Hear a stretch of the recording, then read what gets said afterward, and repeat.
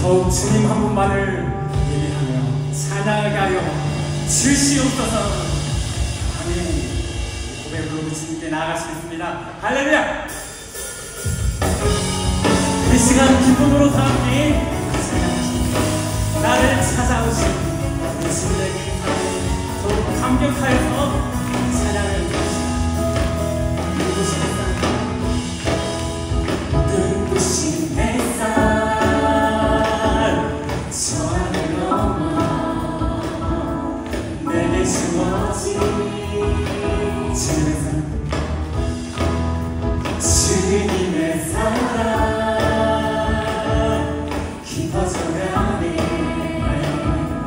나의 마음에 나 없는 변함없는 그 사랑 내 안의 기쁨에 멈출 수가 주님의 사랑 바라는 주님 찾아와 그 사랑의 향기가 내 맘 가득해. 주님의 은혜 구주는 내게 다가와 그 사랑에 내 외롭된 맘 채우네. 아멘. 우리 다시 한번 나를 찾아오신 그 주님의 사랑을 기쁨으로 감사로 찬양 드립시다. 눈부신 햇살 눈부신 햇살 저 하늘 넘어 내게 주어진 주님의 사랑 주님의 사랑 깊어져가네. 나의 마음에 나 없네 변함없는 그 사랑 내 안 기쁨에 멈출 수가 없습니다. 멈출 수가 주님의 사랑 바람이시오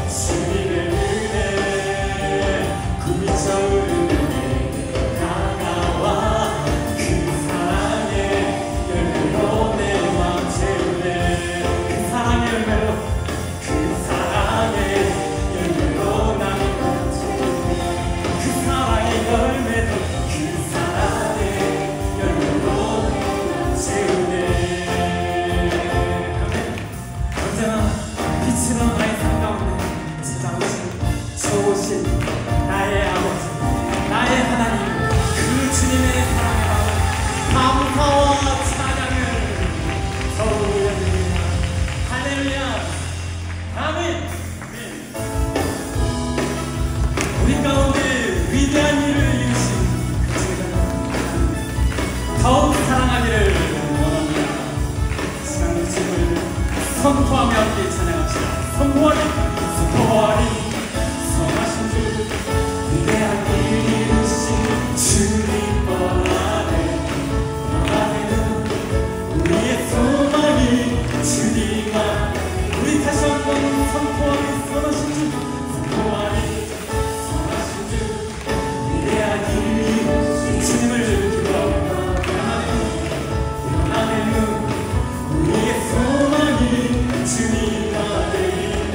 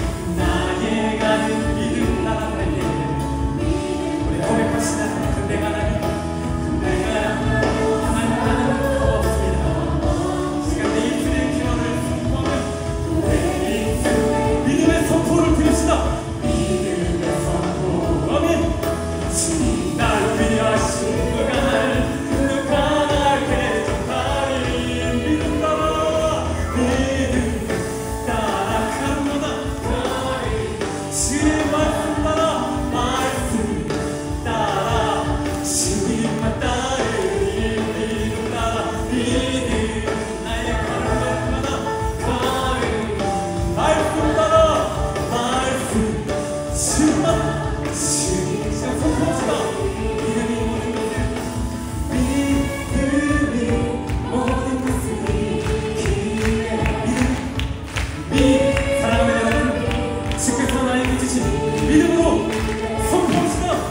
믿음이 나의 믿음이 모든 것을 이깁니다. 믿음이 모든 것을 주님만 따르니 주님만 따르니 주님만 우리 주님을 더욱 따르기를 사모하는 여러분들은 선포하는 주님만 주님만 우리 한 번 더 주님만 따르니 주님만 따르니 주님만 마지막으로 주님만 따르니 영원토록 주님만 따르기를 사모하는 우리 주님의 감사의 영광의 박수를 보여주십시오. 아멘.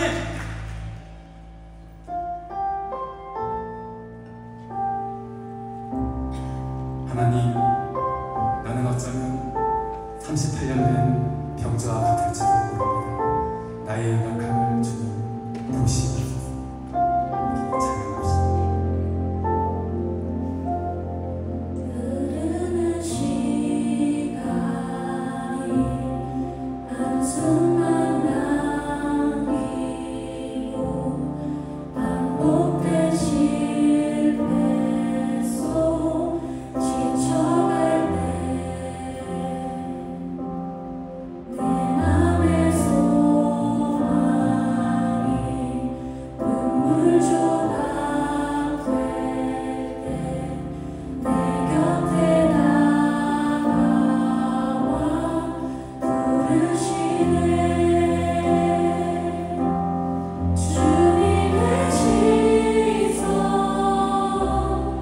나를 비추시고 상처난 내가 만지시네. 말씀하시고 회복해 하시네. 주의 사랑이 다시 살게 하시네. 흐르는 시간이 한숨만 남기고 반복된 실패 속 지쳐갈 때 내 맘의 소망이 눈물 조각 될 때 내 곁에 다가와 부르시네. 주님의 시선 나를 비추시고 상처난 내가 만지시네.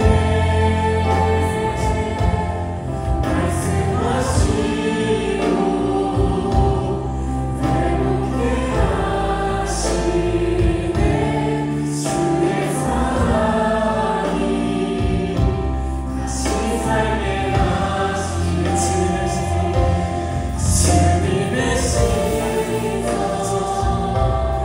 나를 비추시고 상처난 내가 만지시네.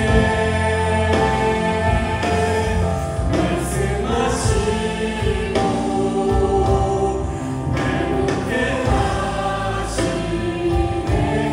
주의 사랑이 다시 살게 하시네.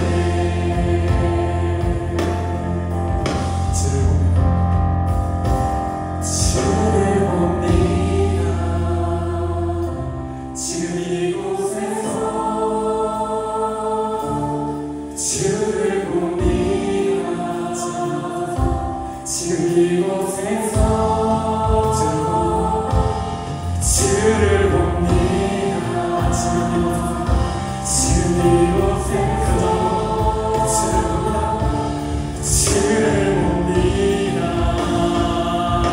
지금 이곳에서 주를 봅니다. 주를 봅니다. 지금 이곳에서 주를 봅니다. 지금 이곳에서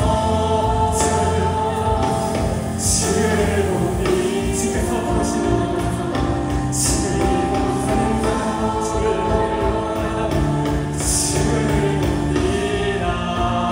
집에서 부르시는 살 수가 있음을 고백합니다. 아멘. 우리 사도신경으로 우리 신앙 고백을 하나님께 드리시겠습니다. 전능하사 천지를 만드신 하나님 아버지를 내가 믿사오며 그 아들 우리 주 예수 그리스도를 믿사오니 이는 성령으로 잉태하사 동정녀 마리아에게 나시고 본디오 빌라도에게 고난을 받으사 십자가에 못 박혀 죽으시고 장사한 지 사흘 만에 죽은 자 가운데서 다시 살아나시고 하늘에 오르사 전능하신 하나님 편에 앉아 계시다. 저리로서 산자와 죽은 자를 심판하러 오시리라. 성령을 믿사오며 거룩한 분과 성도가 서로 교통하는 분과 죄를 사하여 주시는 분과 몸이 다시 사는 분과 영원히 사는 것을 믿사옵나이다. 아멘. 사랑과 은혜가 풍성하신 하나님 아버지 감사합니다. 9월 둘째 주 빌드업 예배로 함께 모여 찬양하고 기도하며 말씀을 들을 수 있게 하신 은혜에 감사드립니다. 우리가 주님의 자녀로 부름을 받고 이 자리에 서 있는 것이 주님의 놀라운 은혜임을 다시 고백합니다. 우리가 아바 아버지라 부를 수 있는 것은 우리의 능력이 아니라 주님의 사랑 때문임을 믿습니다. 그러나 지난 한 주간 말씀대로 살지 못했고 주님께 맡기지 않고 우리의 욕심대로 살았음을 고백합니다. 그런 저희를 불쌍히 여겨주시고 다시 은혜로 새롭게 세워 주시옵소서. 주님의 은혜 없이는 한 걸음도 제대로 걸 수 없음을 고백하는 자들 되게 하여 주시옵소서. 이 자리에 나온 모든 이들이 같은 마음으로 말씀 앞에 겸손히 서게 하시고 각자의 자리에서 순종하며 살아내는 힘을 허락하여 주시옵소서. 말씀으로 인해 낙심했던 마음이 회복되고 지친 마음 가운데서 다시 소망을 붙잡는 귀한 시간이 되게 하여 주시옵소서. 말씀을 전하실 최용호 담임 목사님을 성령으로 충만하게 붙들어 주셔서 생명의 말씀을 선포하게 하여 주시옵소서.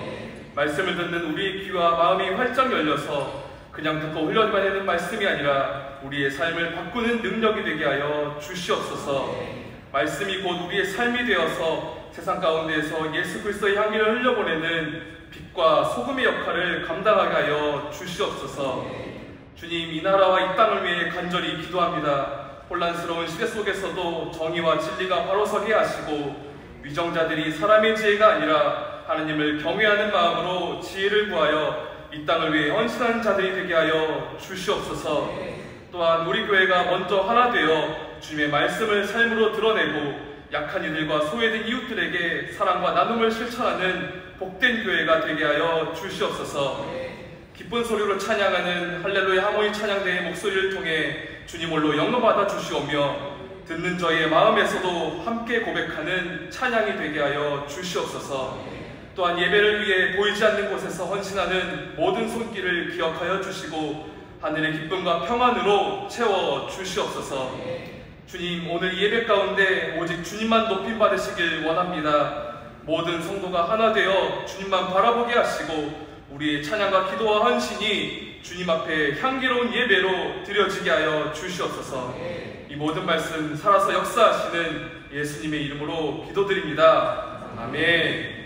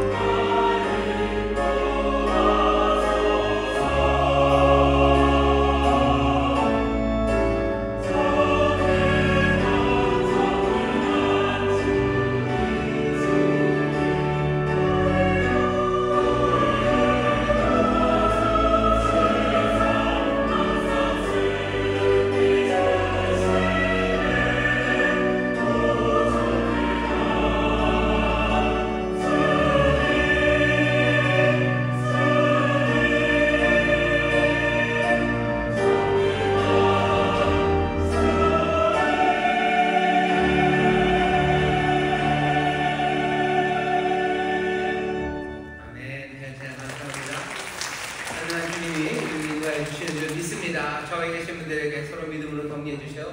전능하신 주님이 우리를 인도하십니다. 전능하신 주님이 우리를 인도하십니다. 아멘. 감사합니다. 전능하신 주님이 우리를 인도하십니다. 사실은 우리를 인도하심에 전능하신 주님이십니다. 그 놀라우신 주의 능력과 은혜가 오늘 이 자리에 함께하니 기쁨으로 예배하시고 다시 한번 주의 말씀에 귀를 기울이는 우리 모두가 되어야 할 줄 믿습니다. 여러 곳에서 예배합니다. 반갑게 인사하겠습니다. 인터넷으로 예배 드리시는 분들 그곳에도 주의 놀라우신 능력과 은혜가 함께할 줄 믿습니다. 우리 박수로 격려해 주시죠. 오늘 9월의 둘째 주 우리에게 주신 하나님의 말씀을 먼저 찾아서 읽겠습니다. 시편 말씀입니다. 시편 95편 1절부터 15절까지 말씀입니다. 시편 95편 1절부터 15절까지 말씀입니다. 다 찾으신 것 같은데 우리 한 목소리로 봉독하겠습니다. 오라 우리가 여호와께 노래하며 우리 구원의 반석을 향하여 즐거이 부르자. 우리가 감사함으로 그 앞에 나아가며 시로 그를 향하여 즐거이 부르자. 대저 여호와는 크신 하나님이시오 모든 신 위에 크신 왕이시로다. 땅의 깊은 곳이 그 위에 있으며 산들의 높은 것도 그의 것이로다. 바다가 그의 것이라 그가 만드셨고 육지도 그의 손이 지으셨도다. 오라 우리가 굽혀 경배하며 우리를 지으신 여호와 앞에 무릎을 꿇자. 대저 저는 우리 하나님이시오 우리는 그의 기르시는 백성이며 그 손의 양이라. 너희가 오늘날 그 음성 듣기를 원하노라. 이르시기를 너희는 무리바에서와 같이 또 광야 마사의 날과 같이 너희 마음을 강팍하게 말지어다. 그때 너희 열조가 나를 시험하며 나를 탐지하고 나의 행사를 보았도다.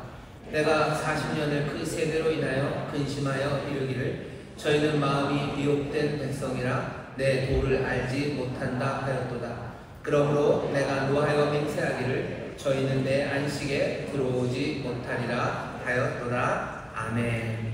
오늘은 전능하신 천지의 창조자 하나님이라는 제목으로 말씀을 나누려고 합니다. 지난주에 말씀드린 것처럼 우리가 사도신경에 우리가 고백하는 내용들을 하나하나 제대로 좀 살피면서요, 정말 우리의 마음에 무엇을 믿고 있는지 그것들 확인하면서 우리 입술의 고백과 마음의 묵상이 주님 앞에 연락되기를 바라는 마음으로 우리가 하나님 말씀 앞에 오늘도 섭니다.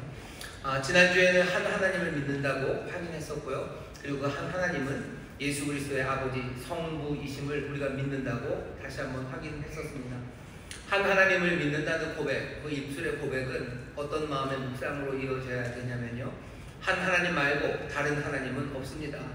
그러니 우리의 모든 삶의 이해와 그리고 우리의 삶의 도움은 오직 하나님 한 분밖에 없습니다. 하나님만 붙잡고 씨름하며 살아가는 거예요. 내 삶의 도움을 위해서도 그렇고요, 모든 세상을 내게 벌어지는 일들, 내 인생의 의미를 찾기 위해서도 우리가 붙잡아야 되는 건 한 하나님입니다. 내게 어려운 일이 닥치고 이해할 수 없는 일이 닥칠 때 그것들을 설명하기 위해서 다른 신들을 가져다 대든지 아니면 세상에 그냥 절망으로 이해하면서 아무것도 뭔가 이루어지지 않을 것처럼 말하는 것, 한 하나님을 고백하는 사람들의 마음의 묵상이 아닙니다. 한 하나님이 계시다면 내가 이해할 수 없는 일들과 감당할 수 없는 문제가 닥쳐도 하나님 앞에 매달려 기도하고 하나님 앞에 도우심을 구하고 한 하나님의 선하심 안에서 그 모든 것들을 해석하기 위해서 애쓰여야 됩니다. 어쩌면 그러면서 나온 게 섭리예요. 하나님의 섭리. 우리가 다 이해할 수 없지만 한 하나님이시고 그 한 하나님이 아버지시라면 우리의 삶의 모든 것들을 합력하여 좋은 것을 이룰 것을 우리가 믿고 나가고요, 내 삶의 고난과 역경을 통해서도 한 하나님께서 정말로 구원하시는 그 역사를 이루실 것을 우리는 바라보며 살아가게 됩니다. 우리는 한 하나님을 믿어요. 그렇게 입술로 고백합니다. 그리고 그 하나님이 아버지, 예수 그리스도의 아버지 성부이심을 믿습니다. 그분이 한 하나님의 성부가 되시는 이유는, 그리고 그 방법은 하나밖에 없어요.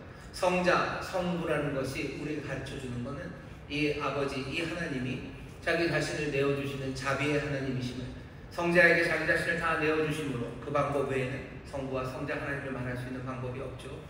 그러니 우리가 발견하고 우리가 고백하는 것은 한 하나님은 아버지이심을, 자기 자신을 내어주시는 그 자비, 그리고 자기 자신을 내어주시는 그 일을 영원히 하시는, 왜냐하면 영원히 성부셔요. 그리고 영원히 성자십니다. 성자는 잠깐 성자였다가 성자를 그치는 게 아니고, 성부는 한번 성부였다가 또 시간이 지나면 성부가 아닌 것이 아니라 영원히 성부고 영원히 성자이시기에 하나님은 자기 자신을 영원히 변함없이 내어주시는 한이 없으신 그리고 변함없으신 신실하신 은혜와 자비임을 우리는 믿습니다. 우리가 하나님이 예수 그리스도의 아버지 성부이심을 믿는 믿음은요, 우리로 하여금 다시 한번 우리도 그 아들로 부름받은 자들이고 그 백성이 되었고 그분의 뜻을 알기에 그분을 따라 우리도 나 자신을 내어주는 자비함, 그것으로 살아가는 어쩌면 결단과 소망이 하나님을 믿는다고 입술로 고백하는 우리의 마음의 묵상이 되어야 하고요, 그 묵상의 결단을 따라서 우리는 살아갑니다. 교회는 여태껏 그렇게들 고백해왔어요. 그렇게 고백해왔어요. 한 하나님을, 그리고 성부 하나님을 고백하며 갑니다. 첫 번째 사도신경의 그 첫 번째 칸에 있었던 하나님에 대한 믿음 3, 4가 오늘 우리가 얘기하는 전능하신 그리고 천지의 창조자 하나님입니다. 세상을 만드신, 하늘과 땅을 만드신 창조자, 그 전능하신 분을 우리가 고백하는데, 그 입술의 고백이 어떤 마음의 묵상이 되어야 되는지, 그리고 그 마음의 묵상이, 그 의미가 내 삶을 어떻게 바꿔갈지 우리가 함께 말씀을 보며 또 우리가 말씀을 전하며 더 생각해 볼 겁니다. 시편 95편을 봐주시죠. 시편 95편은 전능하시고 천지를 만드신 하나님, 그 하나님을 입술로 고백하고 있어요. 그냥 입술로 고백할 뿐만 아니라 여기 있는 말씀 앞 뒤에 보시면요, 1절, 2절 그리고 또 중간에 한번 6절에도 나오지만 7절에 보시면 두 가지입니다. 하나님이 예배하자고 그러는 거예요. 오라, 우리가 하나님 앞에 예배하자. 시로 참여하고 그 앞에 무릎 꿇고 경배하자고, 예배하자고 사람들을 불러요. 7절 끝에는 뭐냐면 그의 음성을 들으라고, 순종하라고 부릅니다. 95편 보시죠. 1절에서 2절을 제가 읽겠습니다. 오라, 우리가 여호와께 노래하며 우리 구원의 반석을 향하여 즐거이 부르자. 우리가 감사함으로 그 앞에 나아가며 시로 그를 향하여 즐거이 부르자. 지금 창조주 하나님 앞에 예배하자고, 기쁨으로 감사함으로 예배하자고 사람들을 부릅니다. 근데 기쁨과 감사함으로 예배하는 이유가 있어야 되겠죠. 왜 여호와께 예배합니까? 3절에 나옵니다. 3절 보시면 대저 여호와는 크신 하나님이시오 모든 신 위에 크신 왕이시로다. 이분은 크신 분이셔. 이분은 위대하십니다. 그러니 예배 받으시기에 합당하죠. 그리고 찬양 받으시기에 합당합니다. 그분은 크셔요. 크신 하나님. 그분이 크심은 어떻게 확인되냐면 4절에서 5절입니다. 땅의 깊은 곳이 그 위에 있으며 산들의 높은 것은 그의 것이로다. 바다가 그의 것이라. 그가 만드셨고 육지도 그의 손이 지으셨도다. 땅, 산, 바다, 육지 그 모든 것들을 하나님이 만드셨어요. 여호와의 위대하심은 그 창조로 확인됩니다. 여호와의 위대하심이 여러 가지로 이야기될 수 있지만 여기 시편 95편에서는 하나님이 모든 것들을 만드셨음에 대해서 얘기하죠. 하나님은 찬양받으십니다. 하나님 앞에 예배해야 됩니다. 왜냐하면 하나님이 모든 것을 만드신 위대하신 분이시기 때문이에요. 이 하나님은 세상을 만드셨을 뿐만 아니라 6절에 보시면 우리를 만드셨어요. 그러니 다시 한번 오라고 합니다. 6절입니다. 오라, 우리가 굽혀 경배하며 우리를 지으신 여호와 앞에 무릎을 꿇자. 우리를 지으신 분 앞에 예배하는 것, 그게 합당해 보여요. 이분은 우리를 지으셨을 뿐만 아니라 7절 보시면 대저 저는 우리 하나님이시오 우리는 그의 기르시는 백성이며 그 손의 양이라. 이분은 우리를 만드셨고요, 만드는 데서 끝나지 않으십니다. 우리를 기르셔요. 우리를 인도하셔요.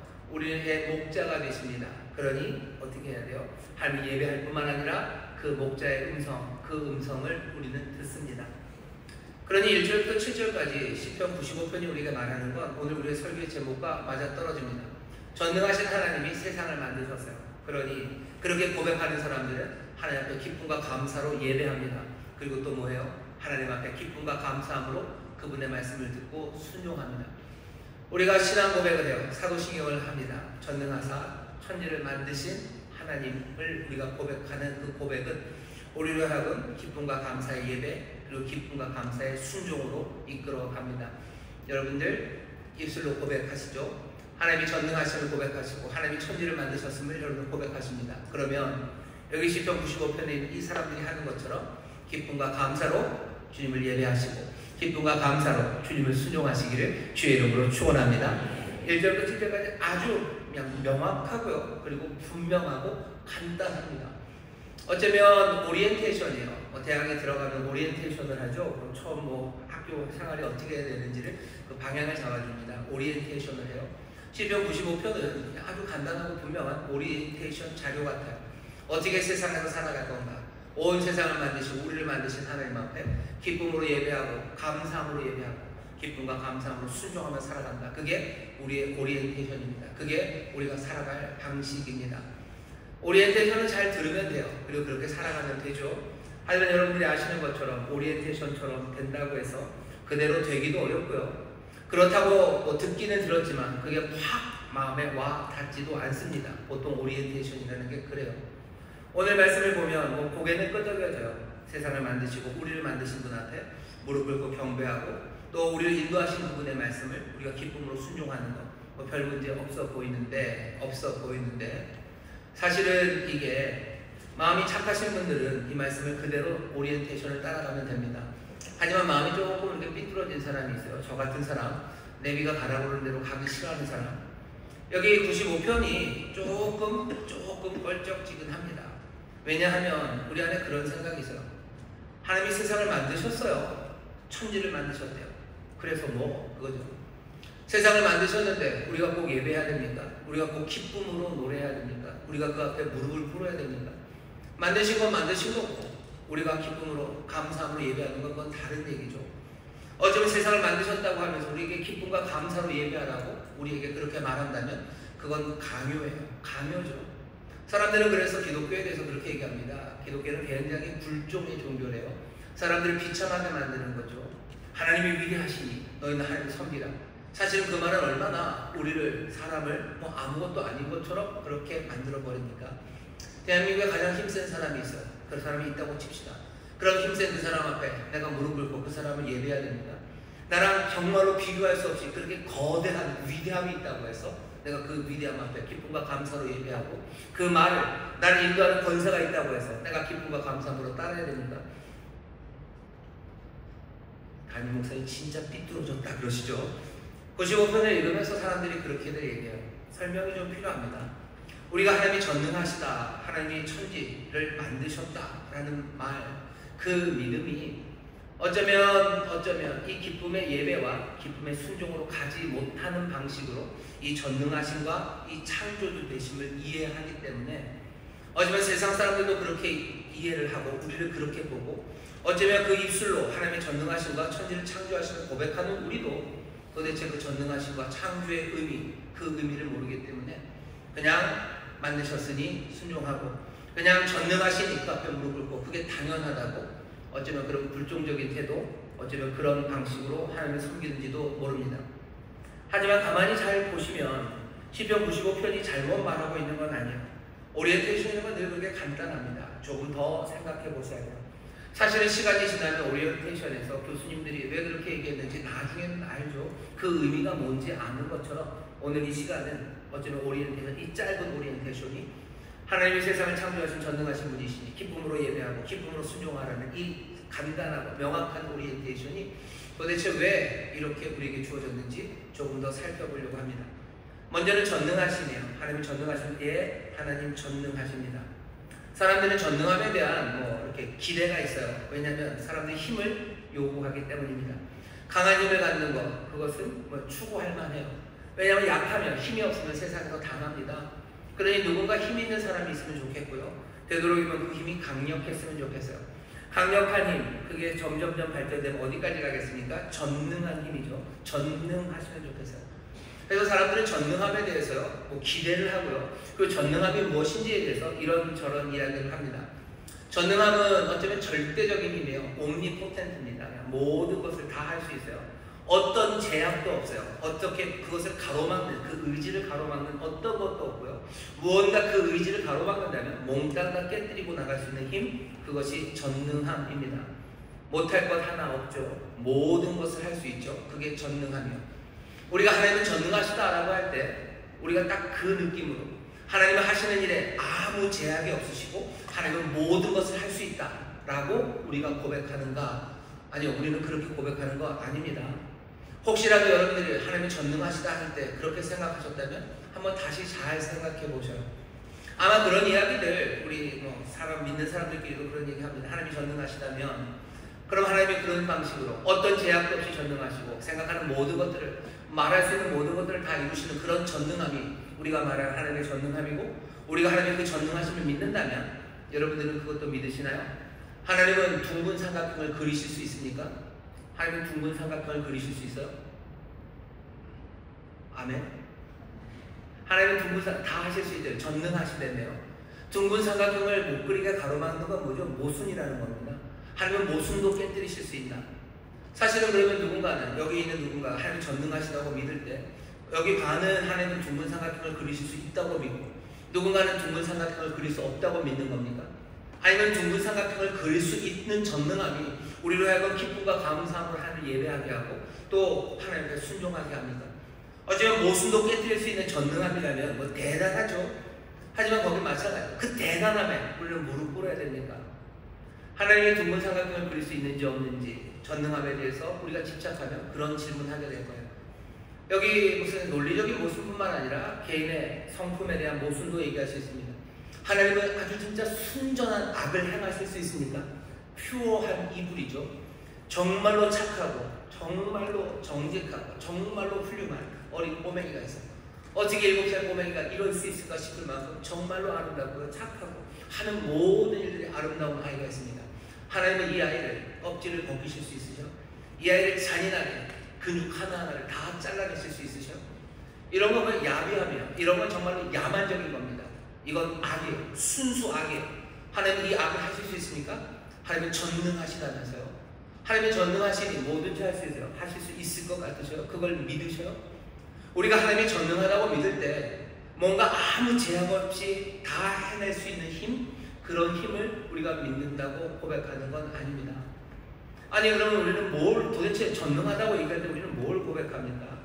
하나님이 어떤 분이신지에 대해서 하나님이 계시하셔요.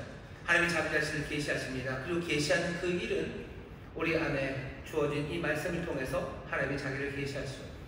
하나님은 전능하시다고 자기가 당신이 그러셨어요. 그러니 우리도 하나님이 전능하다고 우리는 압니다.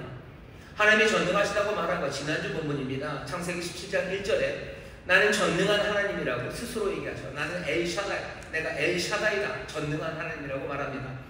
하나님이 나는 전능한 하나님이다 라고 소개하며 전능함을 보여주는 자리가 17장 1절에서 뭘 보여주셔요? 자 봐라, 여기 둥근 삼각형 있지 않냐? 모순이라고 해서 아무도 할 수 없는 일을 나는 전능한 하나님, 내 능력이 이렇다고 지금 보여주시며 내가 전능하다고 말씀하시는 게 아니에요. 정말로 퓨어한 악, 정말로 순수 악을 행하며 봐라, 나는 이런 것도 할 수 있다 라고 하지 않으셔요. 아니 뭔가 훨씬 더 건설적인 거 하면 되죠. 갑자기 그냥 눈앞에 50층짜리 100층짜리 빌딩을 확 만들어내시며 봐라, 나는 전능하다라고 하지 않으셔요. 아니 심지어 하늘의 별을 따다가 그 앞에 딱 가져다 놓으면서 자 봐라, 나는 전능하다고 하지 않으셔. 창세기 17장 1절에서 자 봐라, 나는 전능한 하나님이다 라는 그 말씀, 엘샤다이라는 말이 처음 등장했던 그 자리는 어떤 자리냐면요, 그냥 나이 많은, 나이 99세 된 아브라함 앞에 하나님 오셨어요. 하나님이 은혜로 주신 그 언약을 다시 한번 확인하는 자리입니다. 하나님에게서 약속을 받았어요. 하늘의 별처럼 땅의 바다의 모래처럼 많은 자손, 네가 많은 민족의 아버지가 될 거다라는 약속, 내가 너에게 복을 주고 너를 통해서 세상 모든 민족이 복을 얻겠다는 그 약속, 세상을 구원하시고 회복하시겠다는 그 언약을 받은 아브라함. 하지만 24년이 지나도록 아무것도 이루어진 게 없는 것 같은 그 사람 앞에 오셨어요. 하나님 뭐라고 그러죠? 나는 전능한 하나님이라고 얘기하셔요. 근데 이 전능함은 뭡니까? 구원하시고 회복하시는 그 일을 이루시는데 전능함, 막힘이 없다는 거예요. 네가 부족하고 이제껏 걸어왔던 것들이 내 언약에 대해서 다 마이너스 반대 이야기를 하더라도 나는 내 약속을 이루는 데 있어서 거침이 없을 거라고. 세상을 구원하고 너를 통해서 세상을 회복하는 그 일에 내가 막힘없이 그 일을 해낼 거라고 하나님 나의 전능함을 그곳에서 말씀하십니다. 하나님의 전능하심을 우리는 어떻게 우리가 이해해야 되냐면요, 뭔가 추상적인 전능함이 갖고 있는 모든 가능성들, 그 가능성을 따져야 되는 게 아니라 하나님은 계속해서 어떻게 하셔? 성경에 무슨 논문을 가져다 놓으셔? 형이사학 논문입니까? 뭔가 전능함의 개념에 대해서 우리에게 쭉 가르쳐 주셔요. 만약에 성경에 그런 논문이 있다면 우리 그거 공부하면 됩니다. 하지만 하나님이 전능하시다는 말을 우리가 배우고 하나님의 전능하심을 배우는 이 말씀은 구체적인 역사의 상황에서 하나님께서 하시는 일들, 그 일들과 관련되어 전능함을 이야기하십니다. 우리가 하나님이 전능하다라는 것을 믿고 입술로 고백할 때는 어쩌면 성경에 있는 이 말씀들을 기억하셔야 돼요. 언제 그렇습니까? 하나님의 자유하심을 드러낼 때 하나님은 전능하다고 하시고, 전능하신 하나님이요, 하나님이 자유하셔 누구를 택하기도 하시고 누구를 버리기도 하십니다. 왜 그러시죠? 하나님은 전능하시기 때문입니다.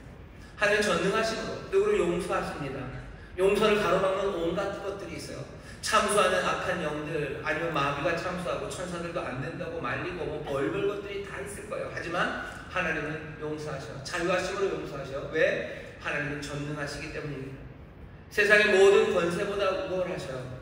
세상의 모든 힘들이 하나님의 백성들을 치고 짓누르고 찢으려고 하실 때 하나님께서는 뭐라 그러셔요? 지존자의 그늘에 피하여 있는 사람들, 그 사람들 보겠습니다. 전능자와 함께 있는 사람들, 그 사람들을 두려워할 게 없어요. 왜? 전능하신 그분은 세상에 있는 모든 권세보다 더 뛰어나시기 때문이에요. 우리가 알고 있는 전능함이라는 그냥 뭐 제압이 되지 않는 힘, 아니면 못할 것 없는 힘, 그런 식으로 우리에게 주어지지 않아요. 칠흑 같은 어둠 속에서도 여전히 현존하고 함께 하시는 그 하나님, 그분은 왜 그러셔요? 전능하신 하나님이기 때문이에요. 우리에게 그런 식으로 얘기하셔요. 어둠, 아무것도 없고 소망 없는 그곳에도 하나님이 함께 하시래요. 어떻게? 하나님이 전능하시기 때문이에요. 하나님은 세상의 참된 왕이 되십니다. 참된 왕은 선을 베푸셔요. 참된 왕은 제대로 붙잡으셔요. 참된 왕은 좋은 것들을 가져다 주십니다. 그 일에 하나님은 전능하셔요. 그 백성들을 먹이는데 전능하셔요. 그 백성들을 치유하는데 전능하셔요. 우리가 알고 있는 전능함은 그런 겁니다. 하나님의 약속을 신뢰할 수 있게 하시는 것, 그건 뭐예요? 하나님의 전능하심 때문이에요. 우리가 알고 있는 하나님의 전능하심은 그렇게 나타납니다. 이 이야기들을 다 이야기해도 돼요. 하지만 신앙 고백, 교리 이런 것들을 한마디로 붙이는 거죠. 어떻게 붙이냐면 붙이는 방식이 이거예요. 그래도 나는 믿습니다. 한 하나님을 믿고요. 한 하나님이 아버지이심을 믿어요. 그리고 전능하심은 전능자라는 명사로 되어 있잖아요. 형용사입니다. 전능하심이에요. 그러니까 형용사는 혼자 서 있기 어렵죠. 이 전능함이라는 건 혼자 서 있는 게 아니라요. 하나님의 전능함입니다. 아버지의 전능함입니다. 우리는 전능함을 어떻게 이해합니까? 이 아버지 하나님, 성부 하나님의 전능함으로 이해해야 합니다. 성부는 어떤 분이시죠? 자기 자신을 내어주시는 자비하시며 자기 자신을 내어주십니다. 그분의 전능함이에요. 더 간단하게 말하면 뭐죠? 나 자신을 다른 사람에게 내어주실 수 있는 하나님의 능력입니다. 하나님은 자기 자신을 내어주시는데요. 거리낌이 없어요. 그것을 가로막는 것이 없어요. 무언가 하나님의 자기를 내어주시는 그 은혜와 자비를 가로막는 게 있다면 그건 다 무너집니다. 왜? 하나님은 전능하시기 때문입니다. 우리가 이해하는 전능함은 그런 전능함입니다. 그런 점에서 하나님은 우리가 너무나 달라요. 우리는 힘이 있다고 하지만 우리의 힘이라는 건 늘 자기 상실의 두려움 때문에 위축되는 힘입니다. 사람들이 뭔가를 하죠. 하지만 다 내가 잃어버릴 것 때문에요. 제대로 하지 못해요. 하지만 하나님은 아니셔요. 자기 자신을 내어주시는데 위축됨이 없어요. 자기 자신을 내어주는데 거리낌이 없어요. 그걸 가로막는 건 아무것도 없습니다. 하나님은 그렇게 전능하십니다. 전능은 그러니 사랑과 일치하는 능력입니다. 하나님의 자비하심과 일치하는 능력, 거기에 거침도 그리고 막힘도 없다는 것, 그것이 우리가 고백하는 전능함입니다.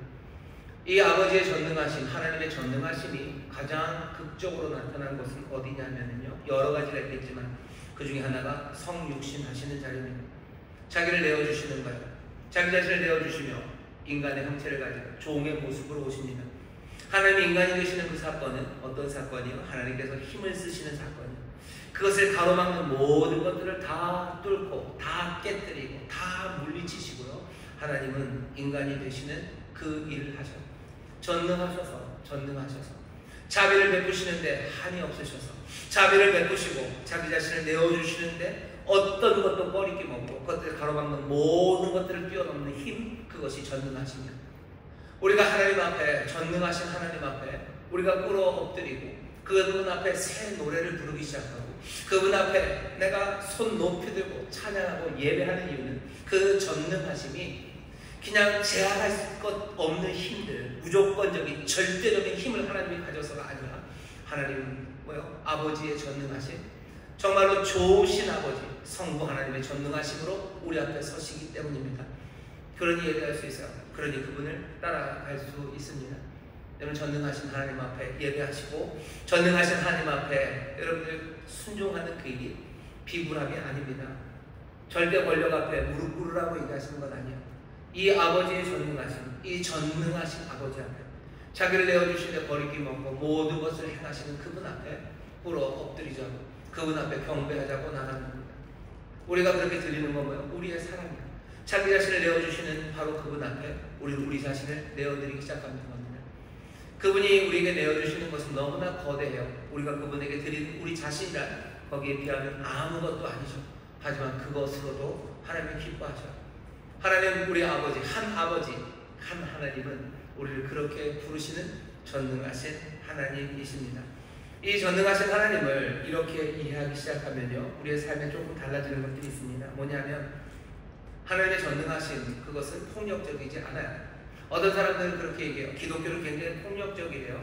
아니라고 그러면 기독교는 사랑의 종교라고 얘기하면 사람들이 하는 말이, 니들 사도신경, 너희들이 매번마다 고백하는 그 고백을 봐라. 니들의 하나님은 유일신, 그것도 사실 굉장히 폭력적으로 들려요. 모든 것들을 인정하는 게 아니라 유일신에다가 아버지, 가부장에다가 그 다음에 나머지 나오는 거예요. 전능함이에요. 힘이에요. 봐라, 어디 부드러운 건 아무것도 없죠. 그러니 기독교는 굉장히 폭력적이고 하나님은 폭력적인 신이라고 사람들이 얘기합니다. 아마 그 사람들이 우리가 고백하는 고백의 내용이 뭔지 몰라서 그러는 거예요. 우리가 한 하나님의 아버지라고 고백하는 그 고백, 그 영원한 아버지 되신 자기 자신을 내어주신 그 한량없는 은혜와 자비하심에 대해서 들어본 적도 없고 생각해 보려고도 하지 않기 때문에 기독교가 폭력적이라고 말하는 거예요. 전능함이라는 이 폭력을 어찌하냐고 사람들이 비분간계하지만 사실은 오해, 아무것도 모르며 하는 말입니다. 어쩌면 예수 믿는 사람들도 다시 생각해야 돼요. 우리가 하나님의 전능하심을 생각하면 하나님의 능력이 많으시고 모든 것을 할 수 있는 분이시다라고 생각하면 어떻게 되냐면요, 사람들은 자기가 섬기는 신, 그 신을 닮아갑니다. 술의 신을 섬기는 사람들은 어떻게 돼요? 술의 신을 닮아가요. 코가 빨개지고요, 걷는 게 삐틀삐틀거리죠.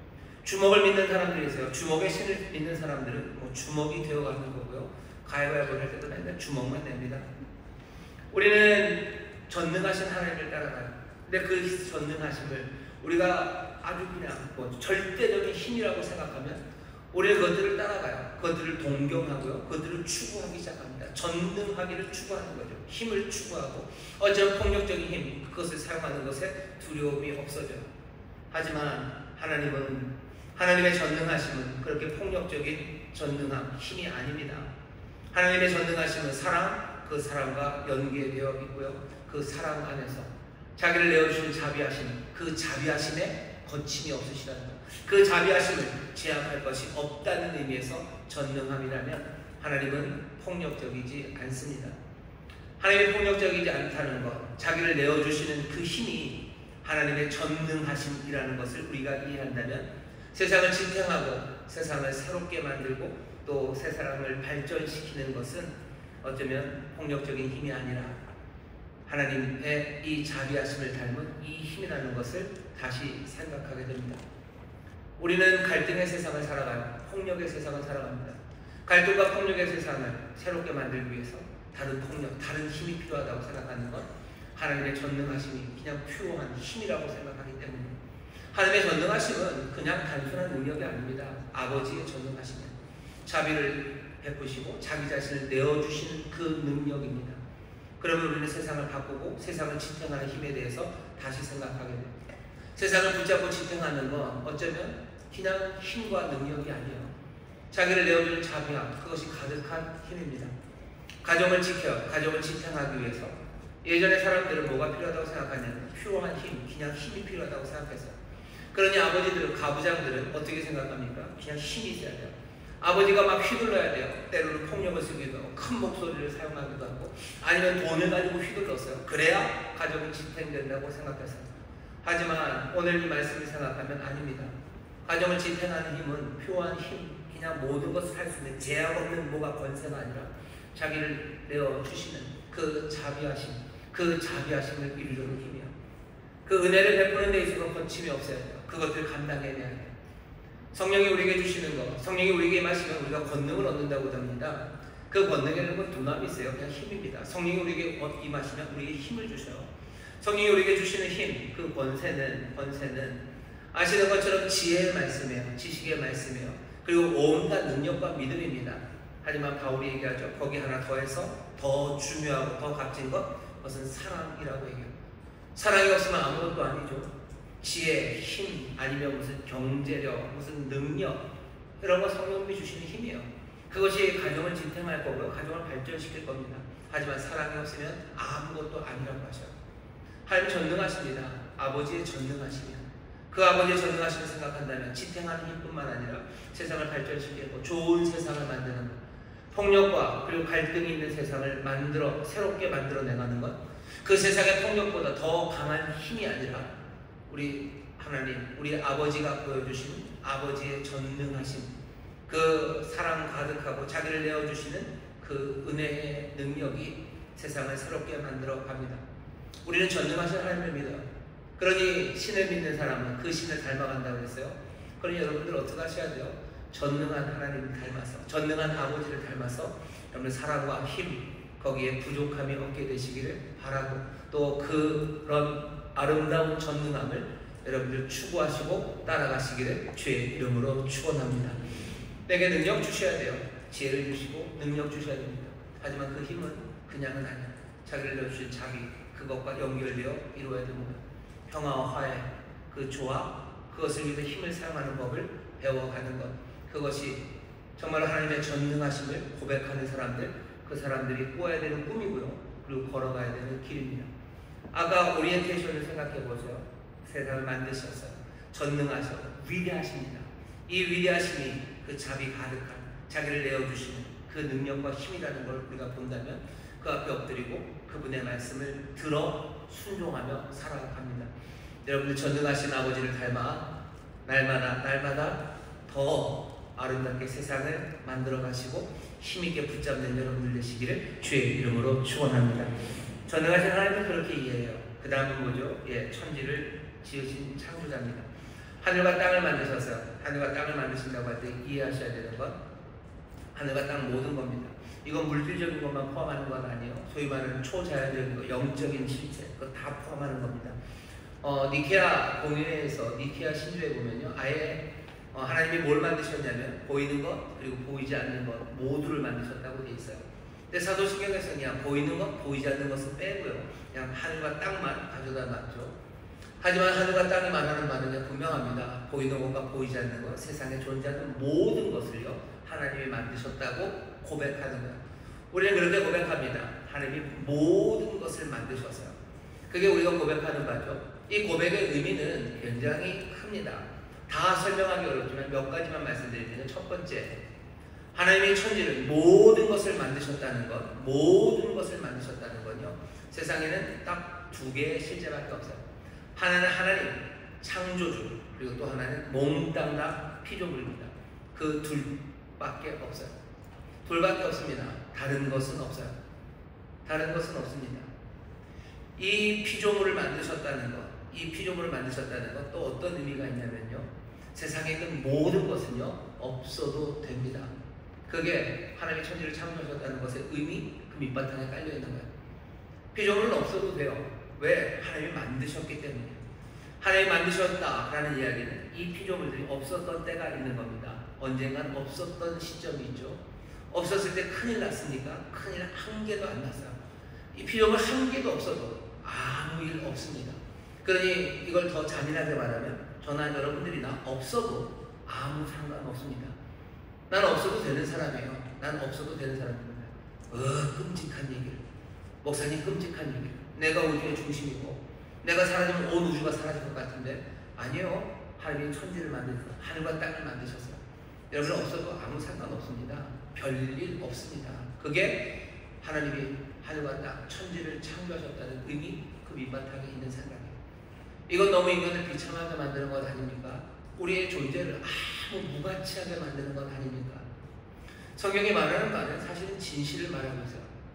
진실은 사실은 우리는 없어도 되는 건 맞습니다. 근데 없어도 되는 건 하나님이 만드셨다죠. 왜 만드셨어요? 하나님은 완전하셔요. 하나님은 완전하십니다. 그 안에서 성부, 성자, 성령, 사랑, 그 안에 기쁨이 가득해요. 완전하신 하나님은 불완전한 자들을 만들어야 될 이유가 없어요. 만드는 건 손해입니다. 만들 필요가 없어요. 하지만 이 완전하신 존재는요, 이 안에 사랑이 가득해요. 성부는 성자에게 자기 자신을 내어주시고 또 성자는 이 성부에게 자기의 삶과 생명을 내어드립니다. 이 내어주고 받는 이 사랑의 관계 안에서요, 기쁨이, 사랑이 점점점 흘러넘치기 시작해요. 성부는 이 사랑을, 그리고 하나님은 이 사랑을요, 그냥 넘치는 사랑이죠. 세상에 다른 타자, 다른 것들로 사랑하시기 위해서 사랑이 점점점 넘쳐가면서요, 세상에 뭔가를 만들기 시작하시는 거예요. 만들어지는 것들은 피조물들입니다. 당연히 불완전해요. 하나님과는 비교할 수 없는 존재들. 하지만 그럼에도 불구하고 하나님 것들을 만드셔요. 하나님이 필요 없는데 만드셔요. 그것은 뭘로 만드셔요? 사랑으로 만드셔요. 이런 것들을 우리는 뭐라고 부르냐면 선물이라고 부릅니다. 반드시 필요해서 주는 거면 뭐 대가예요. 아니면 반드시 있어야 되는 거예요. 하지만 있지 않아도 되는 것을 은혜와 사랑으로 주시는 것, 그것은 선물이에요. 하나님이 세상을 만드신 건 하나님의 은혜의 선물입니다. 우리를 하나님이 만드신 건 하나님의 은혜의 선물이에요. 나는 없어도 되는 사람이야. 없어도 되는 이 피조물 말고 하나 남아있는 존재는 뭐예요? 하나님이라는 완벽한 분이에요. 내가 누구와 이 완전하신 하나님과 함께 살아가. 내가 하나님과 하나님 옆에 있습니다.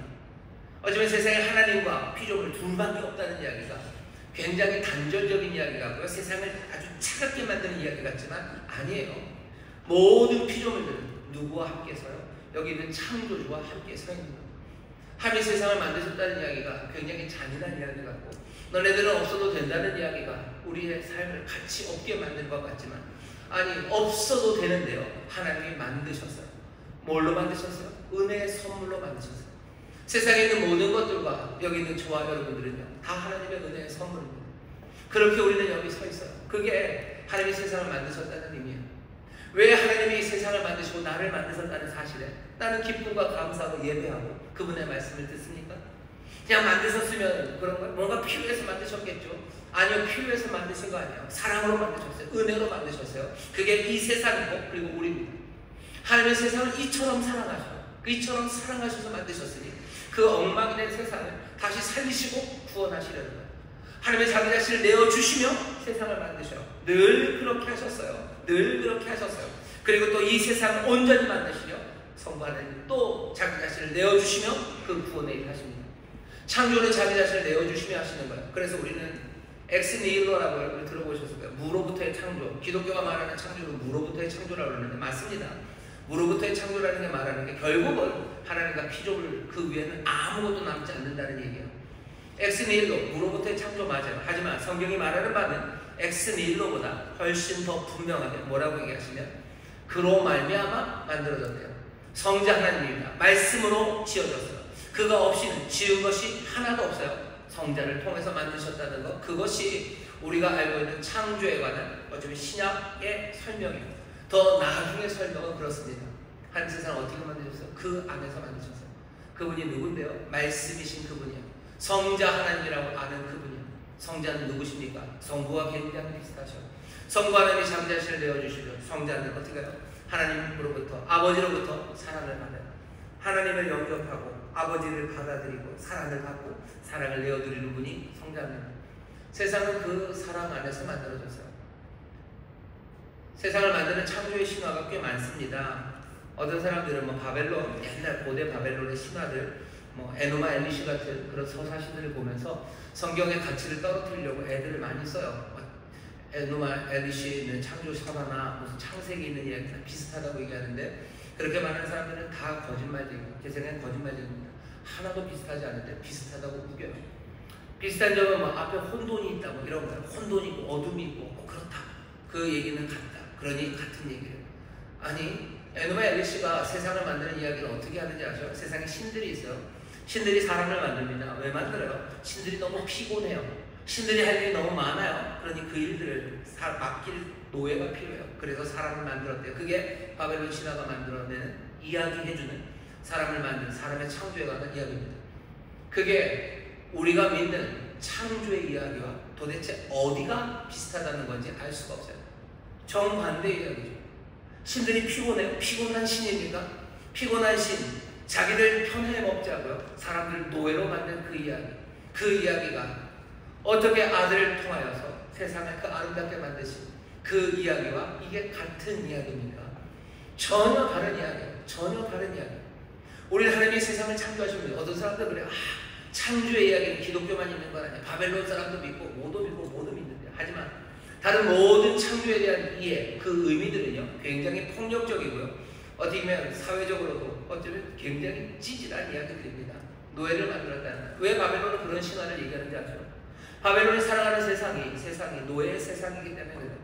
사람들은 노예로 살아가고 비참한 세상을 살아갑니다. 그 세상이 어떻게 만들어졌어요? 비참하게 만들어졌다고 얘기해야겠죠. 이 비참함 설명할 다른 방법이 없어요. 그럼 우리는 뭡니까? 우리가 하는 말은 하나님이 세상을 아름답게 만드신 세상이 아름답지 않은데요. 하나님은 뭐라고 얘기하세요? 하나님이 이 세상을 아름답게 만드셨어요. 자기 자신을 내어주시며 아름답게 만드셨어요. 망친 건 누구 때문이에요? 우리가 망쳤어요. 우리가 망쳤지만 하나님이 여전히 자기 자신을 내어주시며 우리를 구원하신다고 우리에게 소망의 이야기를 합니다. 정말로 아름다운 창조의 이야기를 우리에게 전해요. 우리가 믿는 건 세상이 신이 세상을 만들었다고 말하는 사람들 많아요. 그 사람들과 똑같이 우리가 믿는 게 아닙니다. 그 사람들이 믿는 의미는 굉장히 이상해요. 우리와 다른 이야기입니다. 고대 바벨론이 에누마 엘리시에서 그렇게 얘기했던 그런 방식만 있는 건 아니에요.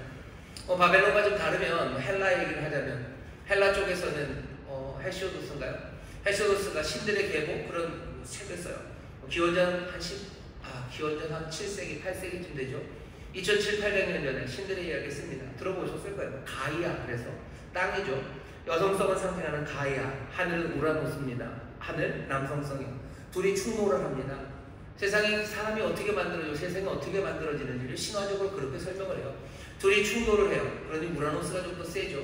그러니 가이아의 자식들을 가이아의 창자에다 다 그냥 가둬놔버려요. 하지만 얘기가 진행돼야 되죠. 크로노스, 시간입니다. 크로노스가 그 아들 우라노스의 아들이에요. 아들 중에 하나입니다. 크로노스가 결국은 아버지 우라노스의 고환을 잘라버려요. 피가 나오죠. 피가 터지는 그곳에서 아프로디테가 미의 여신이 나와요. 크로노스는 나머지 우라노스의 모든 자식들을 이제 얘네들이 경쟁자가 되죠. 그러니 더 커지기 전에 몽땅 자기가 잡아먹습니다. 그런 이야기입니다. 세상은 그러면서 하나하나 만들어져 가요. 그게 헬라가 우리에게 전해준 헬라 문화가 우리에게 가르쳐주는 창조의 이야기예요.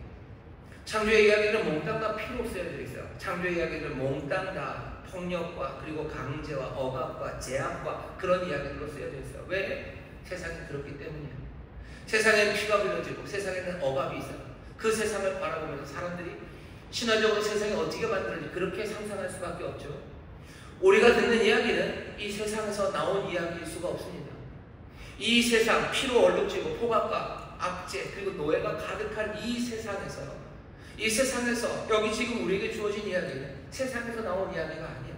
하나님이 우리에게 주시는 이야기는 얼마나 아름다운지 창세기를 보시고, 창세기에는 피가 없어요. 피 흘리는 거 없어요. 갈등이 없어요. 하나님이 빛을 만드신다고 할 때 누가 손들고 왜 빛을 만드냐고 대드는 사람 없어요. 그 계획이 좋냐고 말하는 사람 없어요. 빛을 만들 때 그 가로막는 건 누군가, 그것을 하나님이 제거하시고 피를 흘리며 무슨 빛을 만들었다는 이야기가 없어요. 궁창을 나누실 때 왜 궁창을 나누냐고 들이대는 사람 없고요. 궁창을 나누실 때 그거 가로막겠다고 피켓 들고 거기에 싸우는 사람 없고, 그것들을 하나님은 찢어서 그런 다음에 세상을 만드셨다는 그런 얘기가 없어요. 하나님이 세상을 만드신 이야기는 너무 평화로워요. 아무도 대적하지 않아요. 그냥 그 뜻대로 이루어져요. 하나님은 그 모든 것들을 아름답다고 하셔요. 그 모든 것들을 선하다고 말씀하셔요. 하나님은 천지를, 세상을 그렇게 만드셨어요. 우리가 믿는 건 하나님이 천지를, 온 세상을, 모든 것을 만드실 때 그렇게 하나님의 선하심으로 만드셨고 하나님의 아름다우심으로 만드셨어요. 그것들이 확인되는 거 보면 말씀으로 만드셨어요. 그 안에 만드셨어요. 그 성부, 그 성자 그 안에서 만드셨어요. 그 은혜 안에서 만드셨어요. 그 성자가 길이라는 걸 알아요. 그분이 빛이라는 걸 알아요. 그분이 진리고 생명이라는 걸 우리는 알아요. 그 성자의 아름다움을 알아요. 이 세상은 그로 말미암아 지음받지 않은 건 하나도 없어요. 그에게는 모든 것이 정말로 참되고 그리고 선하고 아름답게 하나님이 세상을 만드셨어요. 우리는 그것을 믿는 사람들입니다. 하나님이 세상을, 천지를, 하늘과 땅을 만드셨음을 우리는 믿어요. 그러니 이 세상에 대해서 우리는 바벨론이 생각했던 것처럼, 헬라 사람들이 생각했던 것처럼 뭔가 세상의 창조에 관한 이야기는 다 폭력적이에요. 이건 20세기가 와도 마찬가지입니다. 20세기에는 뭐라고 그래요? 우주가 어떻게 만들어졌답니까? 빅뱅이에요. 그죠? 빵! 폭력적이죠. 팡! 터지면서 만들어졌어요. 세상을 하나님이 만드셨다는 우리의 믿음이 뭔지 다시 한번 보셔. 우리는 하나님께서 세상을 만드셔서 필요 없고 없어도 되는 우리를 하나님 만드셨어요. 은혜의 선물로 만드셨고요. 은혜의 선물, 그것을 정말로 그 아들 안에서 모든 것을 내어주신 하나님께서 정말 아들을 통하여 우리에게 존재를 주시는 그 선하신 분, 그 참되심과 선하심과 아름다움 안에서 세상을 만드셨어요. 그게 우리가 믿는 바입니다. 우리는 그 세상의 아름다움을 믿어요. 옆에 있는 여러분들, 그리고 여러분들 자신이요, 하나님의 은혜의 선물입니다. 내가 존재하는 것, 하나님의 은혜의 선물이요. 이 사람이 내 옆에 존재하는 것, 하나님의 은혜의 선물입니다. 우리는 그렇게 살아가요. 그러니 이 땅에 그 창조주 앞에 우리는 무릎을 꿇어요. 그분을 찬양합니다. 감격으로 노래합니다. 그리고 그분의 하시는 말씀들을 듣기 시작하죠. 창조의 이야기를 우리는 또 하나 알아요. 하나님이 세상을 만드실 때 사람을 특별하게 만드셨어요. 하나님의 형상대로 지음받아서 특별한 사명을 주시죠. 세상에 있는 모든 것들을, 모든 것입니다. 하늘, 땅, 여기 있는 모든 것들을 정복하고 다스리고 이 모든 것들을 다 너희들이 어떻게 하래요? 어떻게 하는 건 뭐죠? 세상에는 두 개밖에 없어요. 하나님, 그리고 피조물밖에 없습니다. 우리도 그 피조물 중에 하나예요. 피조물 중에 하나지만 다른 모든 피조물들, 그 피조물들의 우리를 머리로 삼으셨어요. 그리고 뭐 하라고 하시는 거예요? 이 사람들, 피조물은 하나님과 뭐 하게 되어 있습니까? 함께 교제하게 되어 있어요. 사랑하시는 내어주심을 받고 우리는 그 생명을 내어드립니다. 세상에 있는 것들은 그 일을 하지 못해요. 예수 그리스도께서 우리의 대표가 되어 십자가를 지시고 우리의 대표가 되어 우리를 이끌고 아버지에게 가는 것처럼 사람은 온 세상의 피조물들을 다 이끌고 하나님 앞에 나가야 돼.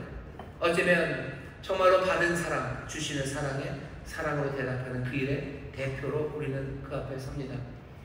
그러니 하나님의 아들들의 나타남을 모든 피조물들이 기다리고 있다는 로마서 8장의 말씀은 그런 의미예요.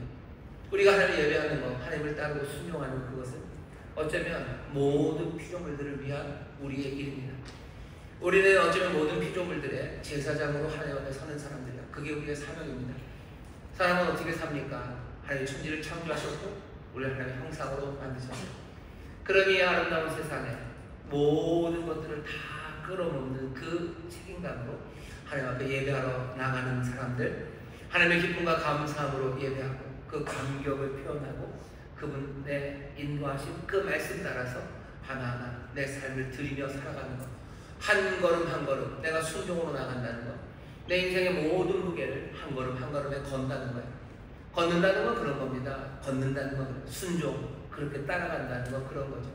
한 걸음이라도 내 체중이 다 실리지 않는 걸음은 없어요. 반만 실어서 걸을 수 있으니까 그거는 뭔가 좀 이상하게 걷는 거죠. 한 걸음 한 걸음 주를 따라가는 것, 내 삶 전체가 하나하나 실리며 주 앞에 가는 거예요. 내가 주를 따라 순종으로 가는 것은 나만 가는 건 아닙니다. 온 세상의 모든 피조물들을 내가 다 끌어안고 우리는 하나님 앞에 순종하며 나가는, 어쩌면 가정에서 이런 일들이 일어날 겁니다. 우리의 모든 가족들을 내가 다 끌어안고 내가 하나님 앞에 가는, 내 모든 가족들을 다 끌어안고 하나님 앞에 갑니다. 그 베푸시는 자비하시며 내어주시는, 자기 자신을 내어주시는 그 사랑에 나도 내 것을 하나님 앞에 드리는 그 사랑으로 주님 앞에 나가기 시작해요. 그러면 그 오리엔테이션, 분명했던 그 오리엔테이션대로 우리는 살아가기 시작합니다. 전능하사 천지를 만드신 그 하나님 앞에 나는 오라 함께 예배하자 부르고 너희가 다 주의 말씀을 듣기를 바란다 라는 그 말씀을 우리가 함께 들으며 한 걸음 한 걸음 주를 따라 살아갑니다. 사도신경에서 고백하는 우리의 고백이 그래요. 전능하신 하나님을 고백하는 우리의 고백이고, 하늘과 땅 천지 모든 것을 만드셨다고 창조주임을, 하나님이 창조주이심을, 우리의 정말로 성부 하나님이 창조주이심을 고백하는 우리의 마음의 묵상이 그렇고 우리가 살아가는 삶의 모습이 그렇습니다. 이 오리엔테이션으로 살아가는 게 쉽지는 않아요. 95편 8절에 보면 바로 이르시기를 하시며 너희가 무리바에서처럼 마사 때처럼 너희들 마음이 완악해 주고 너희들 마음이 굳어져서 말도 안 되게 하나님을 의심하고 오히려 하나님을 탐사하고 하나님이 하시는 일을 삐딱하게 보면서 그렇게 살아갔다. 하나님은 그것을 버리시면 돼요. 그런데 하나님은 그러실 수가 없어요. 그걸 보면 근심하십니다. 왜냐하면 자기 자신을 내어주시는 사랑과 자비 하나님이시기 때문에. 우리의 마음이 완악해서 하나님을 의심하고 하나님을 탐사하고 하나님을 삐딱하게 볼 때 하나님은 근심하셔요. 근심하시고 분노하십니다. 그리고 뭐라 그러셔? 안식에 들어올 수 없다고 얘기하죠. 안식에 들어올 수 없습니다. 문제는 거기서 심각해지죠. 이 문제를 해결하기 위한 답은 사도신경의 두 번째요. 아들이신 독생자이신 예수 그리스도 우리 주님을 향한 우리의 믿음의 고백이 이 슬픔, 하나님의 근심, 안식에 들어가지 못하는 우리의 삶, 그 삶을 바꾸시려는 하나님의 은혜의 대답입니다. 우리가 믿는 바가 무엇인지 다시 한번 보셔. 오리엔테이션 분명히 하십시오. 오리엔테이션은 분명히 하시고 놓치시면 안 돼요. 대학 가면 그렇죠. 오리엔테이션 한 거 다 이해 못해도요. 외워야 돼요. 잘 들고 계셔야 돼요. 그대로 살아가요. 시간이 지나면 학기가 지나가면서 아니면 학년이 지나가면서 오리엔테이션의 내용이 뭔지 점점 더 분명하게 알아갑니다. 그런 다음에 나중에 후배 들어오면 똑같이 얘기할 거예요. 한 번에 다 얘기할 수 없어요. 하지만 오리엔테이션 큰 거죠. 하나님을 만드셨고 하나님은 전능하시다. 하나님 앞에 기쁨과 감사함으로 예배하고 기쁨과 감사함으로 주를 따라. 우리는 그 얘기를 또 전하고 또 시간이 가면서 점점 더 그 의미 더 깊이 주를 사랑하며 나아가게 될 겁니다. 오늘 여기 우리는 어쩌면 오리엔테이션을 듣고요. 그 의미가 뭔지 설명 듣는 자리에서 좀 더 성숙하게 이전보다 더 뜨겁게 어쩌면 내가 예배하고 내가 순종하는 그 의미가 내 안에 더 절절하게 그래서 더 전심으로 내 마음을 다하고 내 뜻을 다하고 내 힘을 다하며 주를 사랑하는 어쩌면 영원히 끝나지 않는 그 깊은 사랑으로 우리를 인도하셔서 오늘 우리를 한 걸음 더 내딛게 하심을 믿습니다. 하나님 예배하실 때 더 아름다운 감사와 깊은 기쁨으로 예배하시고 더 뜨거운 마음으로 주를 따라 순종하며 나가게 되시기를 주의 이름으로 축원합니다.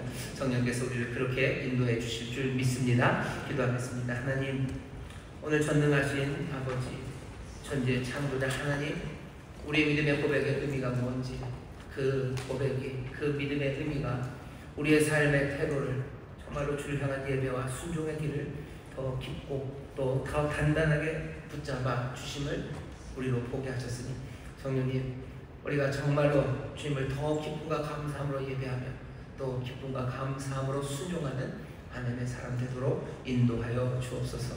아버지는 그럴 때 정말로 아버지의 뜻이 우리 가운데 이루어지고 우리에게 베푸시는 그 자비와 은혜의 능력 가운데 든든히 서고 또 새로워지고 온전해지고 치료하는 하나님의 선하신 뜻이 이루어질 줄 믿사오니 주여 이 아름다운 증거가 이 믿음의 열매가 우리 가운데 넘쳐나게 하여 주옵소서. 감사드리며 예수님 이름으로 기도하옵나이다. 아멘. 이제는 통성으로 기도하실 때요 성령님 우리를 도우셔서 정말로 우리의 입술의 고백이 그리고 마음의 묵상이 주께 열받되기를 바랍니다. 내가 믿는 바가 무엇인지 하나하나 깨달아 알게 하여 주옵시고 더 깊이 하나님의 사랑을 내 주님의 그 은혜를 깨달아 아는 자들 되게 하여 주옵소서. 그 넓이와 깊이 그 높이가 어떠한지를 알아 정말 우리 예배와 순종이 점점 더 풍성한 기쁨과 깊은 감사로 주를 따르기를 그 소망을 우리에게 주시니 성령님 이 길에 우리의 보혜사가 되어달라고 성령님 그렇게 주님 안에 정말로 우리가 하는 고백이 참되고 진실되고 아름답고 분명해져서 하나님 바라시는 하나님의 자녀 하나님의 형상으로 살아갈 수 있도록 우리를 도우시라고 성령의 도우심을 구할 때 성령께서 우리에게 지혜를 주시고 또 우리의 생각의 길을 인도하셔서 정말 하나님 바라시는 바 예수 그리스도가 걸으셨던 그 길을 따라 걷게 하여 주실 줄 믿습니다. 성령의 충만함을 성령의 인도하심을 우리 구하며 기도할 겁니다.